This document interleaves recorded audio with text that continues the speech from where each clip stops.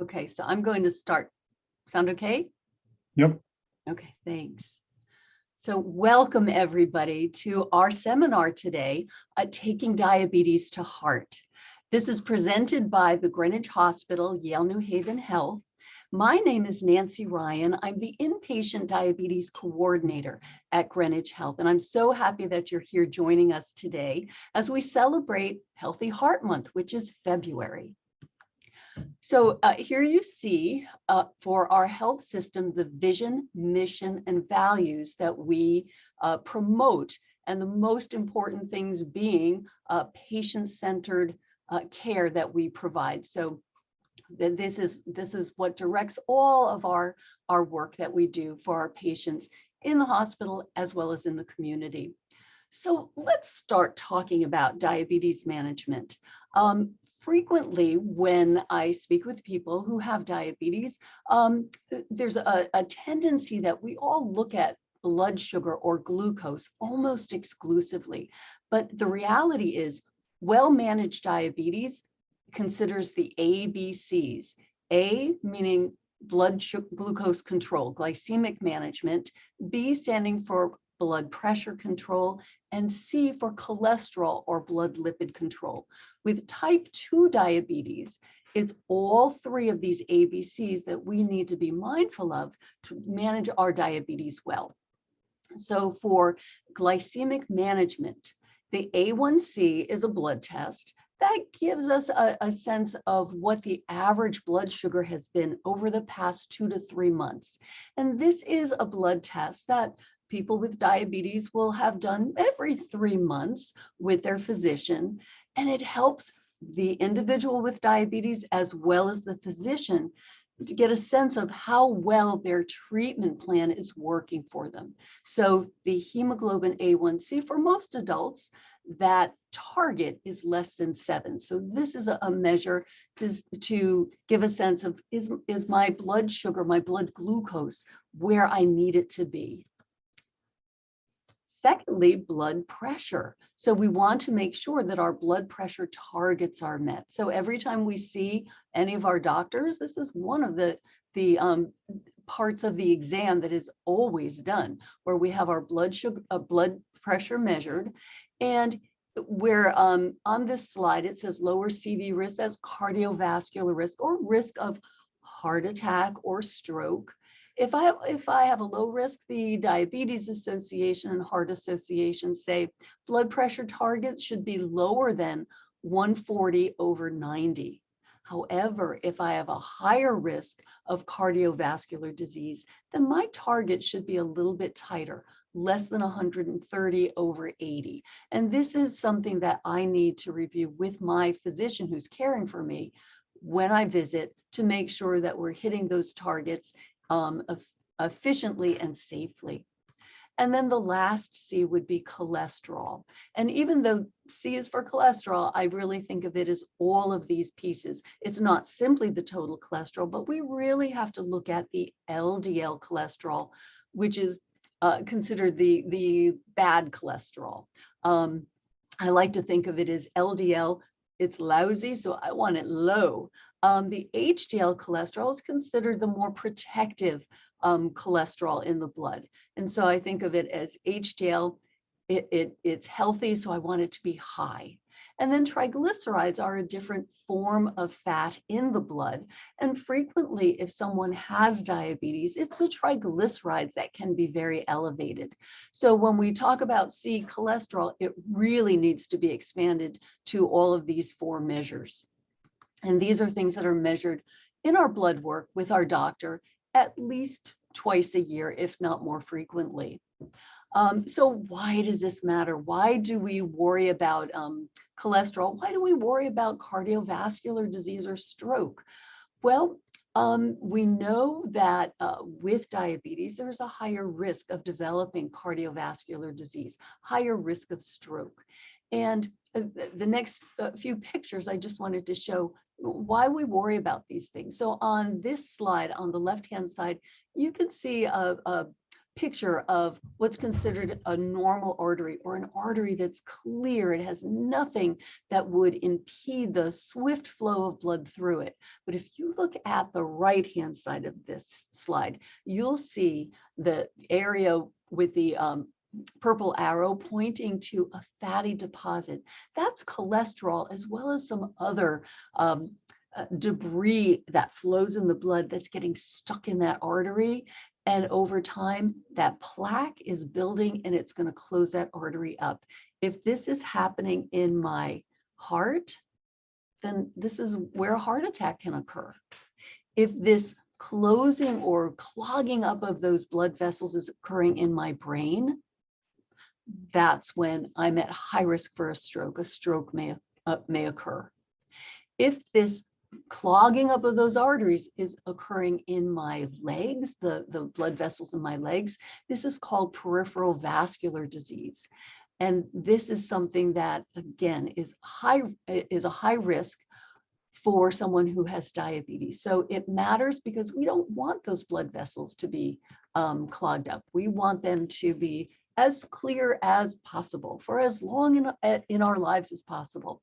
So in order to achieve this, some of the things that we look at are, what are our risk factors?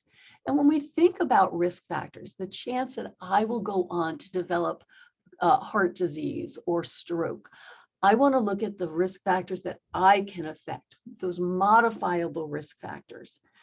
There are risk factors that I might have that I can't change. So those you just have to deal with, but the ones that I can modify, I want to make sure that I'm addressing those.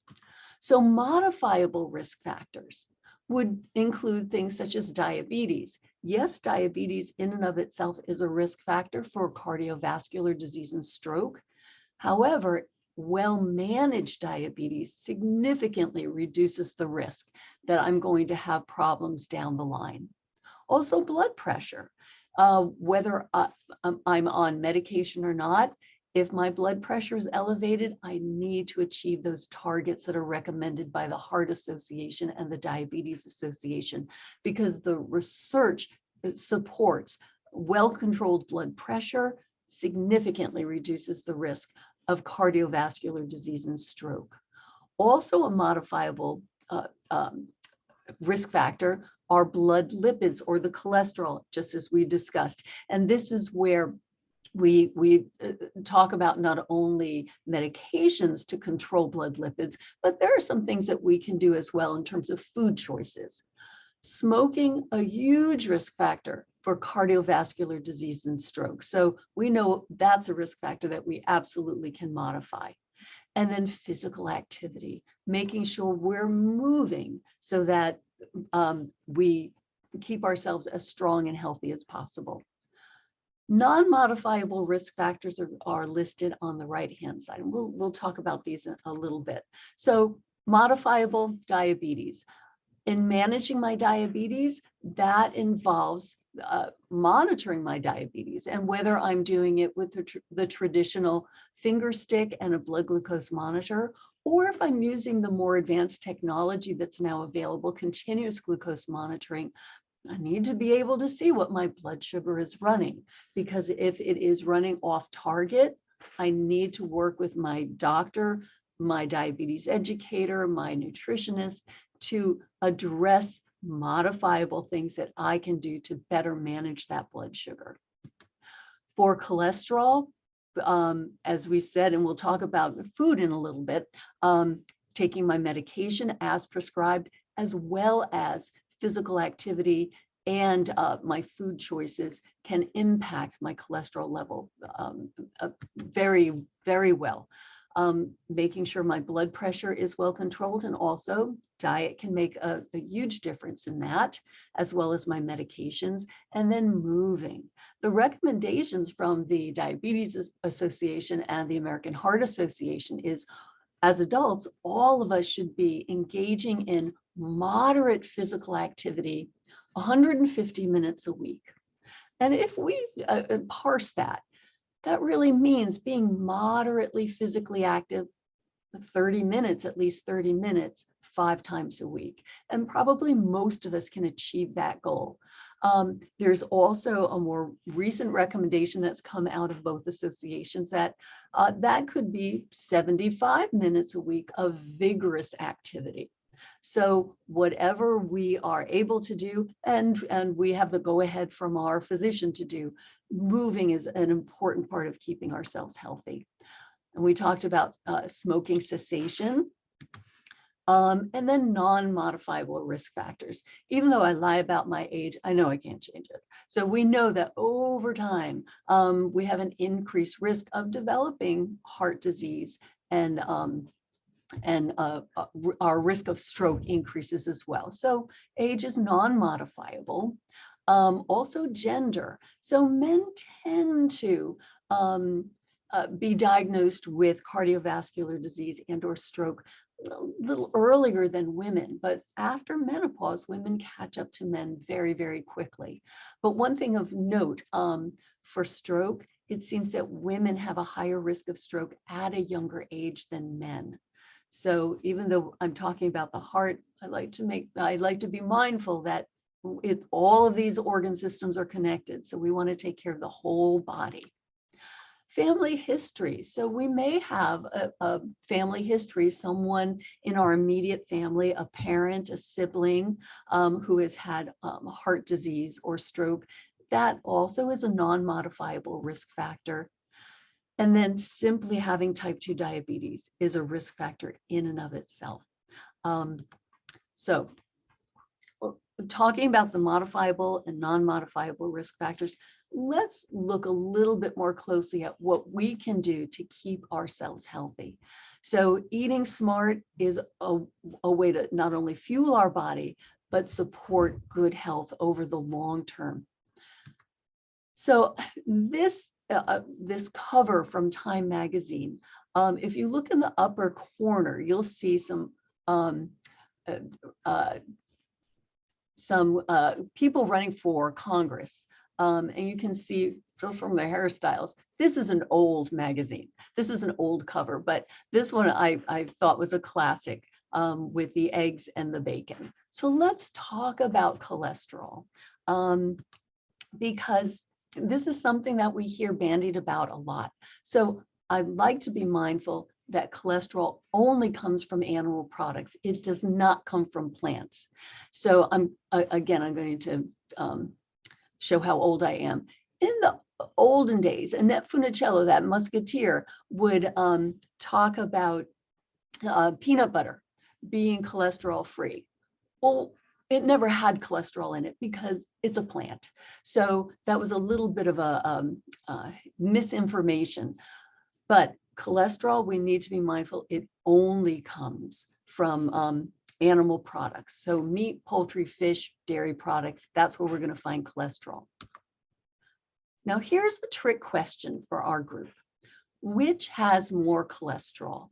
This lovely roast chicken, and we'll pretend we're going to eat it without the skin, or on the right-hand side of the screen, this very lean roast beef.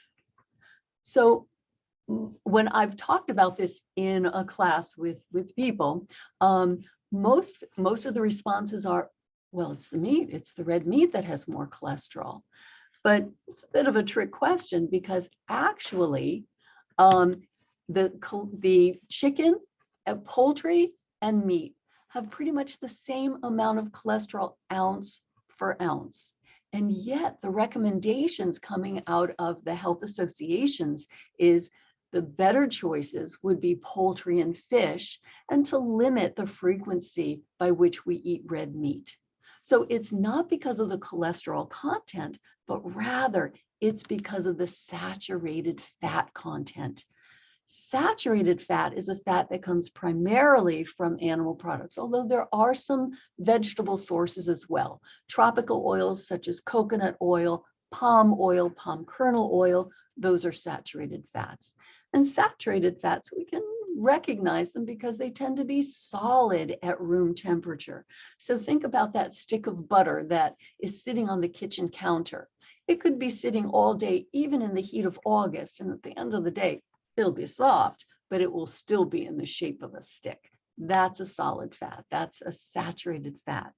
And here are just some examples of saturated fat. So cold cuts, sausages, the fat that you can see marbled in the bacon and in the chops, that's all saturated fat.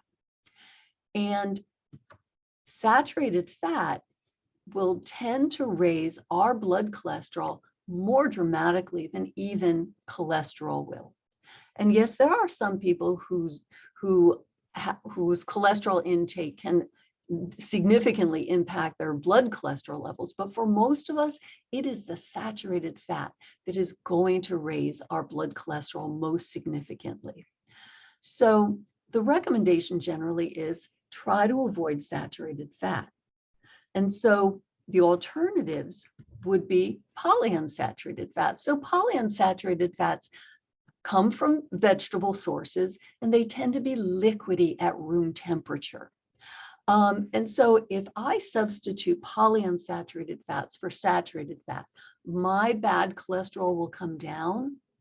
But if I take in too many of these polyunsaturated fats, then my good cholesterol, the HDL, can go down as well. So these are better choices than the saturated fats, but I still want to limit the amount because I don't want my good cholesterol to go down. So this last slide, monounsaturated fats. Based on the research that we have, these tend to be the most heart healthy fats. And these are going to be things like olives, peanut, canola oil. So all of these oils, as well as olives and peanuts, avocado, nuts and nut butters, seeds. If I replace saturated fat with these fats, these monounsaturated fats, my bad cholesterol, the LDL, tends to come down and my good cholesterol stabilizes. So these are the types of fats that we really want to emphasize in our diet. Another type of fat that I just wanted to mention, because again, we hear a lot about omega-3 fats. These are important fats to include in our diet for a number of reasons. For fish oils, these are fats that tend to have a positive impact on cardiovascular health. And the sources of these fattier fish, such as salmon, tuna, sardines, mackerel. So the fattier fish tend to be really good sources of these omega-3 fats.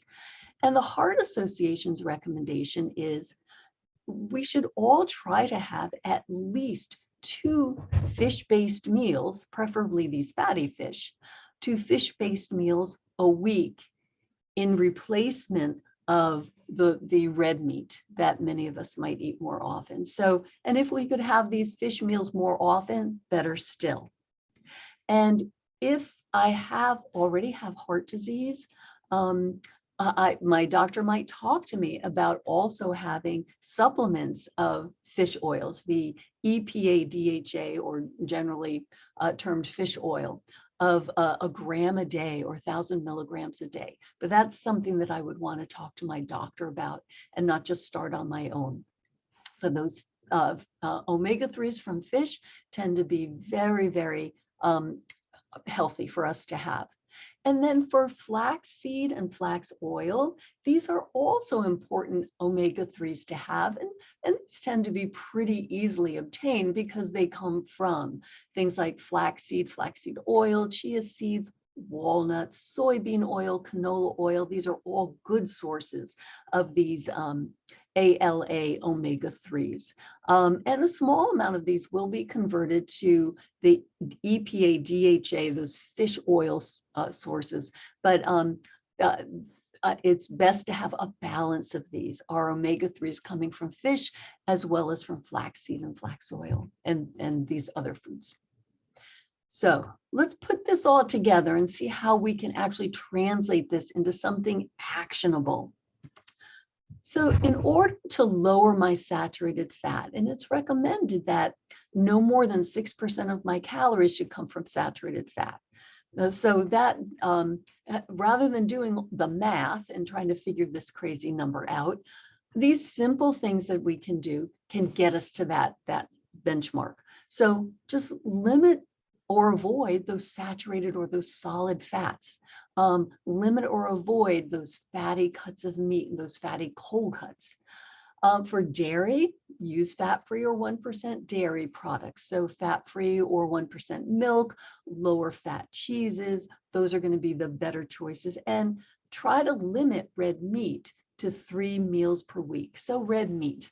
I'd like to be mindful that red meat, it's anything that walks on 4 legs. So it's going to be beef, veal, lamb, and pork. And I know pork is called the other white meat, but that's the Pork Association's label.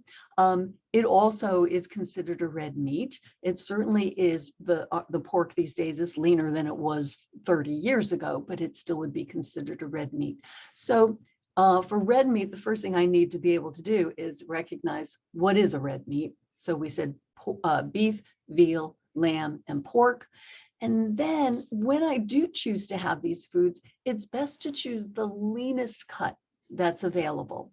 So if you think about the leanest cut, that's going to be from the part of the animal that gets the most exercise. So if you think of a leg of lamb, if you think of a loin chop, those are areas that are going to be more exercise. So they're going to tend to be leaner. But I don't know about you, I've never seen a cow do a sit-up. So the rib cut is not going to be a lean cut. That's going to be a fattier cut. So those cuts, those fattier cuts, limit those. Those are for special occasions. And for the everyday choice, it should be a leaner cut. And then the recommendation from the Heart Association, try to limit red meat to 3 times a week, 3 meals a week. And again, I like to be mindful. It's not just 3 dinners a week. We're really talking about 3 times out of 21 meals. So if I have Canadian bacon breakfast, Sunday brunch, that's 1. If I have a lean ham sandwich for lunch on Wednesday, that's 2. If I have filet mignon Friday for dinner, that's 3. So that when the Heart Association talks about limiting to 3 times a week, this is really how that translates.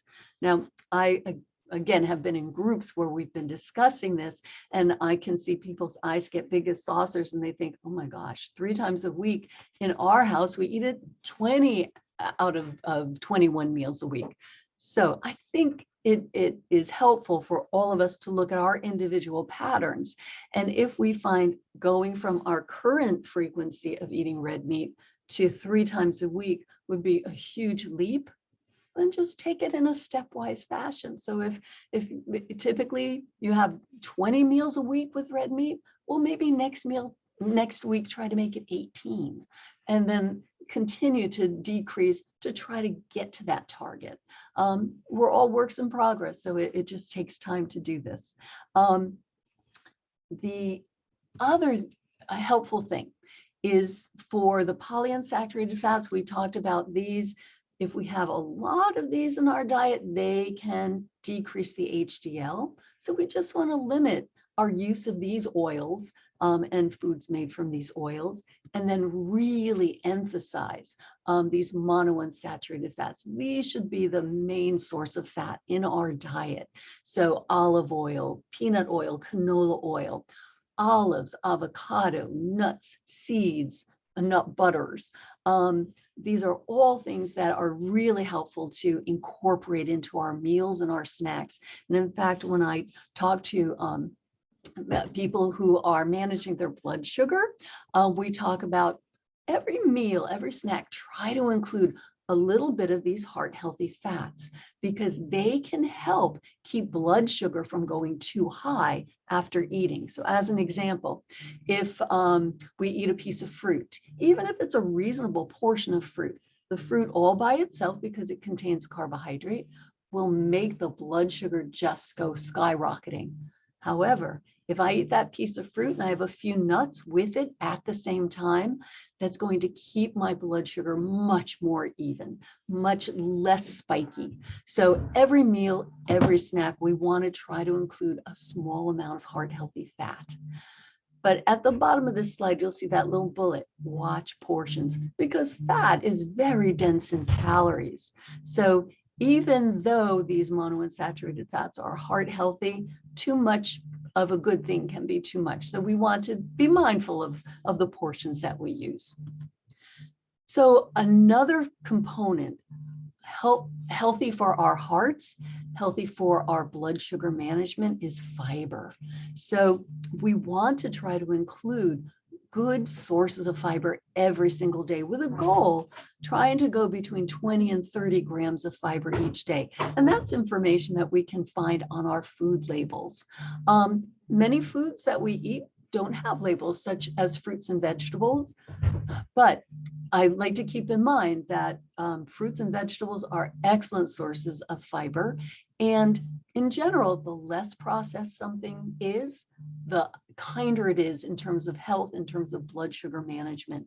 So we want to make a point of including fiber every day. And if we've not been eating a lot of fiber historically, this is something that we want to slowly increase, because we want to give our intestinal tract time to get used to a higher fiber intake. So again, slowly but surely progress to that goal of 20 to 30 grams of fiber every day.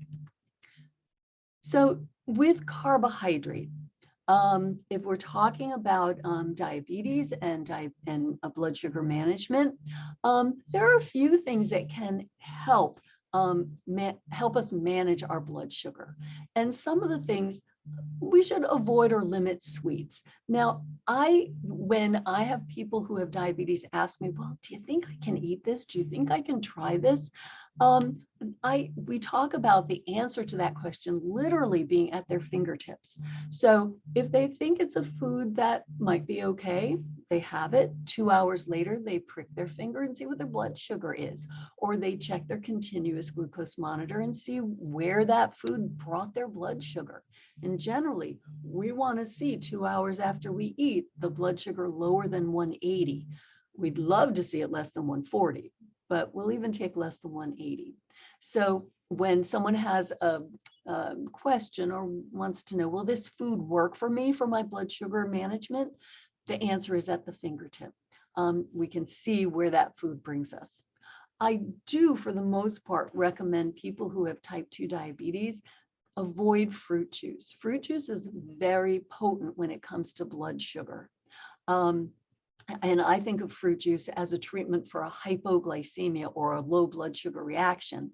By limiting or really trying to avoid fruit juice, that goes a long way to helping us manage blood sugar. And as we said previously, for the fiber, choosing whole grain cereals and breads, including beans, peas, lentils, vegetables, and fruit in our daily meals, goes a long way to help us manage our blood sugar. And then when we have foods that are rich in carbohydrate, being mindful of the portion. And a quick and easy way to estimate portion is just using our closed fist. So if I were eating a piece of fruit or a serving of fruit, I want it to be about the size of my fist. If I'm eating a potato, about the size of my fist. And in general, that's going to go a long way to helping us manage the amount of carbohydrate that we consume at a meal, at a snack. So portion control. It is critical for controlling our cholesterol, the triglycerides, the HDL, the LDL, as well as controlling our blood glucose. So just a couple of silly examples. And we probably all have seen the cookie on the right at the mall, at the bakery. I don't know about you, but I've eaten a couple of those over the years. In general, if a food is as big as your head, it's too big to eat. And if it's big enough to be a spare tire on your car, it's too big to eat. So portion control goes a long way to helping us manage our diabetes, which also helps us manage our risk of heart disease. And let's do a quick look at a food label, because there's so much great information on that label. And if we know how to crack the code, we can end up having a cupboard and refrigerator filled with foods that are really going to support our health for the long run. So with this example, I like to be mindful of, where am I going to be looking at this food label? if I'm reading this food label at my kitchen table, it's too late, that food's already in the house, and more likely than not, I'm going to eat it. So where the food label gives us a lot of power is at the grocery store before we purchase a food. So when we look at a food label, a couple of things that it can be really helpful to key in on would be the serving size. So on this particular label, the serving size is 2/3 of a cup. Now, what determines that serving size? It's written in the food labeling law, where the law says if it's this kind of a food, a serving should weigh, a reasonable serving should weigh this amount. And if I put that into a measuring cup, that's what it would measure. So for this particular example, 2/3 of a cup is considered a serving. Now, that doesn't mean that's the amount I'm supposed to eat. It just means all of the information on that food label is based on that serving. So if I eat twice the amount that's on that serving, I have to double all these numbers. So let's pretend I'm just going to eat this serving. The other thing I wanted to point out is above that serving size, it says how many servings are in the container.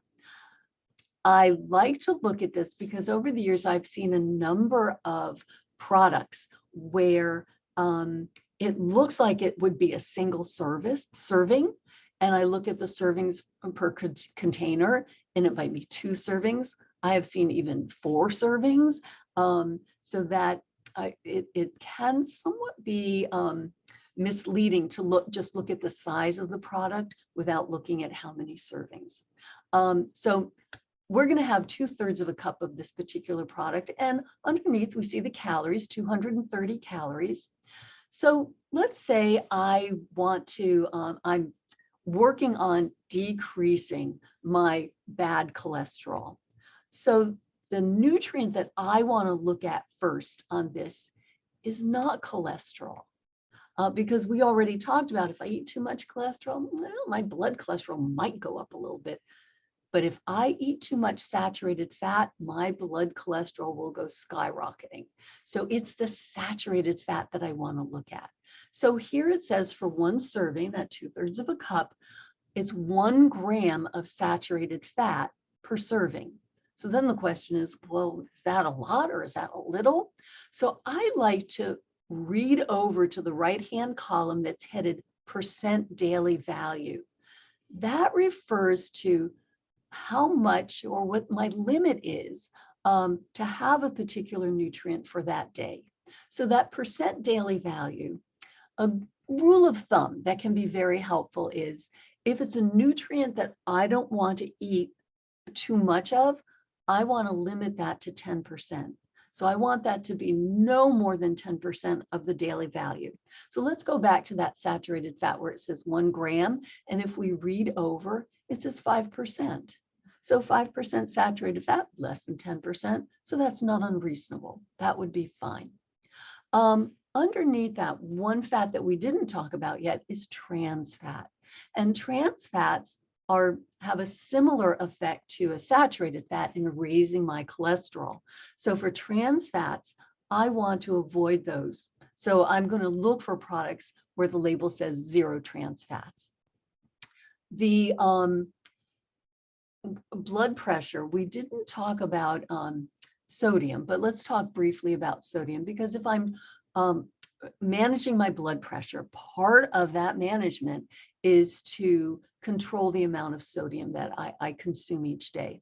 So if we look at the sodium level here, it says 160 milligrams. And again, the question is that a lot? Is that a little? So if we move over to that percent daily value, and again, use 10% as the cutoff, it says for 2/3 of a cup of this product, it's 7% of the daily value. So that's not unreasonable, not unreasonable.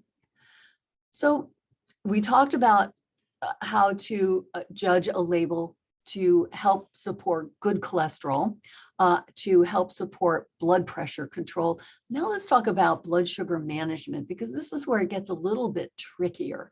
The percent daily value doesn't work very well for the carbohydrate on the food label, but there are some other things that can be very helpful.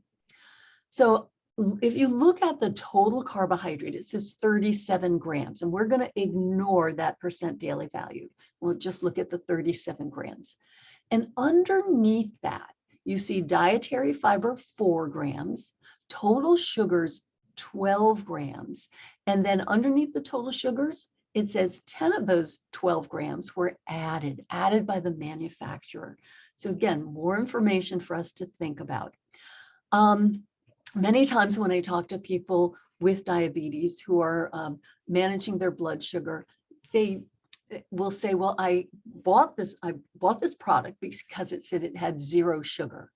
So I bought these cookies because it said just 0 sugar, sugar-free. Something to be mindful of, sugar-free by law means no white sugar is added to it. It does not mean it's carbohydrate-free. And carbohydrate is what's going to raise our blood sugar. So again, looking back at this label where it says total carbohydrate, that dietary fiber of 4 grams is part of the total carbohydrate. It's part of the 37. The 12 grams of total sugar, that is part of the 37.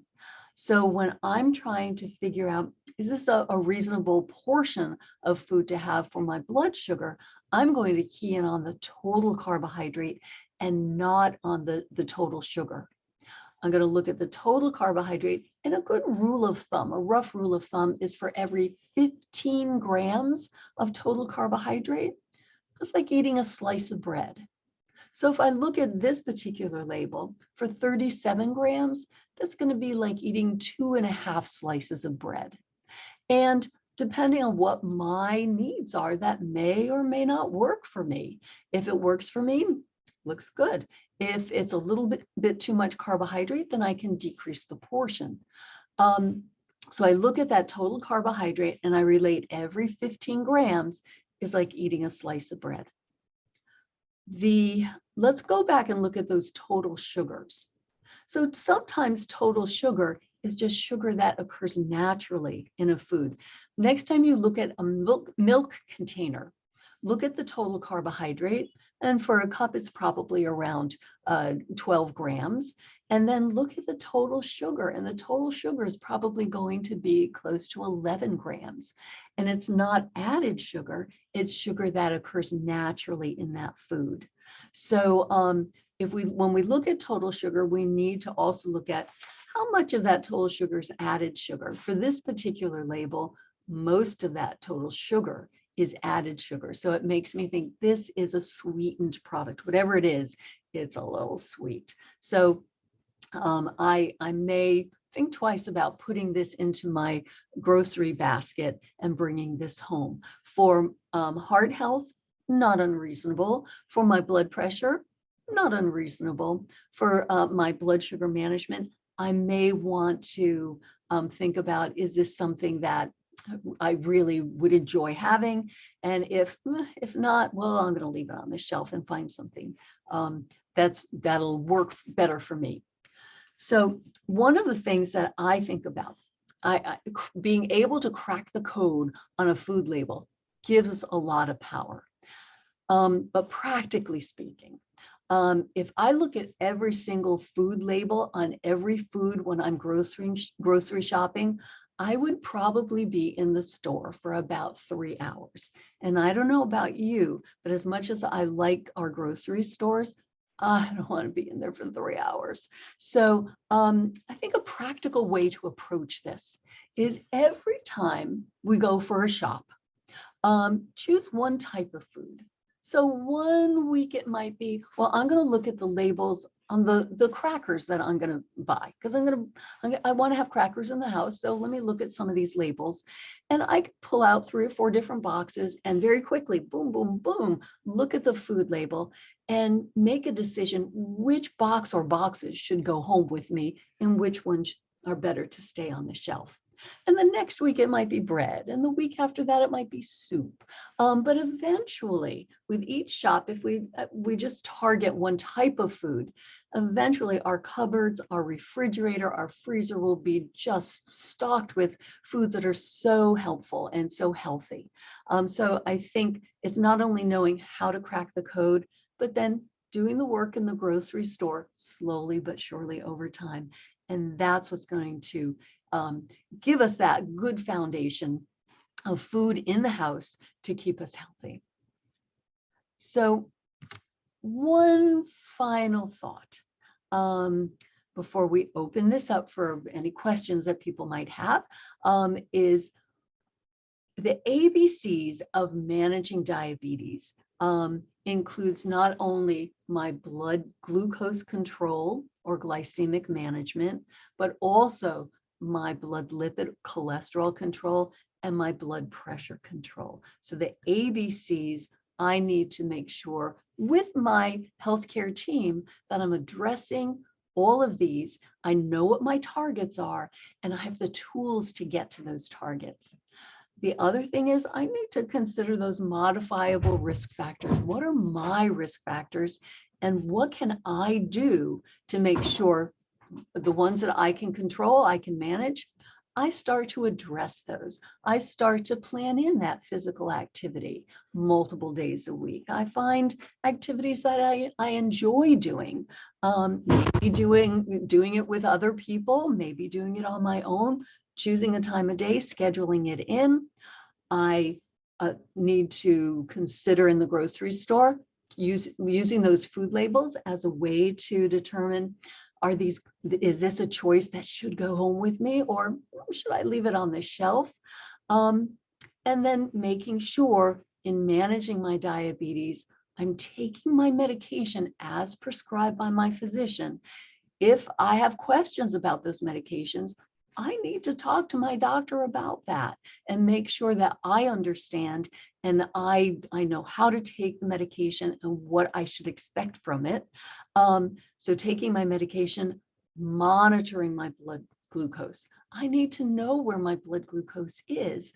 Otherwise, how do I know if my medications, my food, my physical activity are helping me get to my goals? So whether that monitoring involves pricking my finger to monitor with a traditional glucose meter, or it means using a continuous glucose monitor, one of the newer technologies that's available.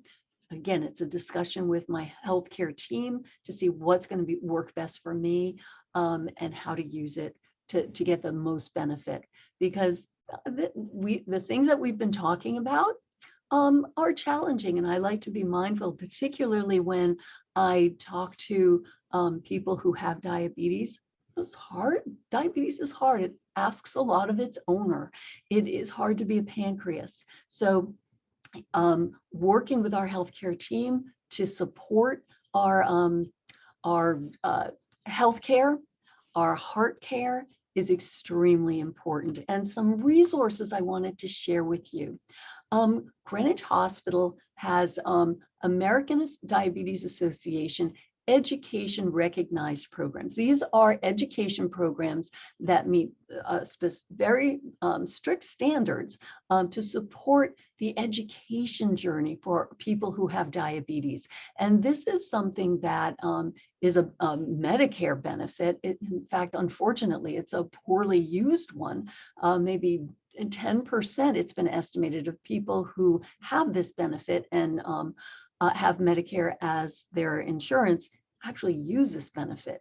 It is a wonderful benefit, and it can be an education program that's done as a group, online, individually, but it really is a wonderful way to broaden our knowledge and experience of how to manage our own diabetes. Also, Greenwich Hospital has outpatient medical nutrition therapy, and both the diabetes education program and the medical nutrition therapy are part of the Center for Behavioral and Nutritional Health.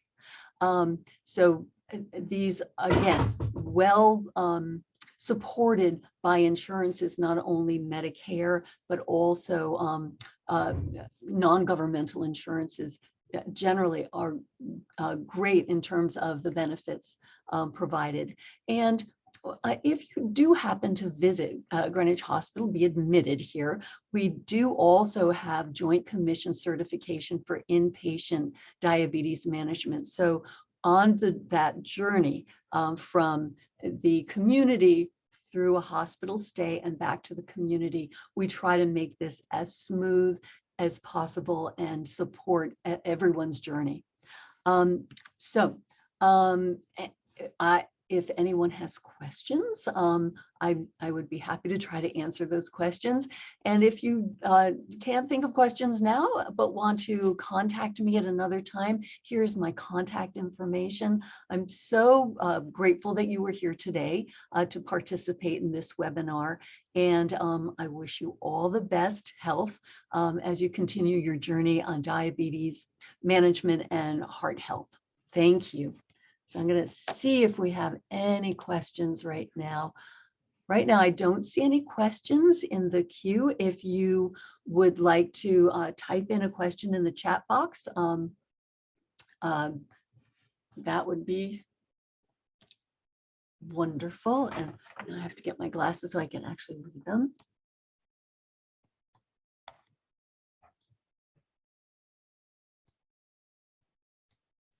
Okay. So I have not seen any questions.